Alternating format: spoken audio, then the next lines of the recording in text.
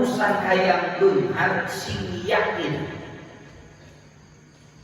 2 rakaat samemeh salat subuh nu disebut salat fajar teh khairun minad dunya wa ma fiha. Begitu. Leuwih alus batan ieu dunya jeung sakeusina.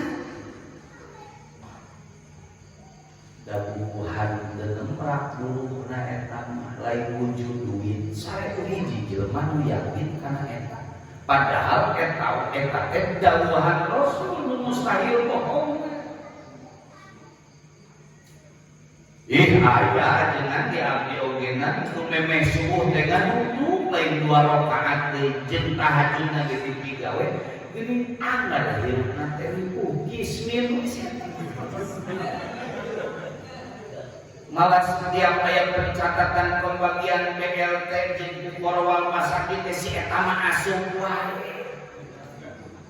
Nah anu heran laladangan dibere ku pamarentah sok dibagikeun deui si eta mah tenang we. Nah gitu.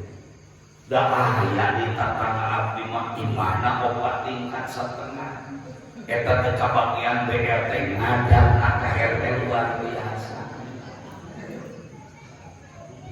Jadi konsep beunghar di makna lain urusan his lain nemrak muka cabak muka ragap sanes mungguh makna memang eta udah jeung sing yakin 2 rakaat samemeh depan subuh itu aya jaminan khairun minad dunya wa ma fiha.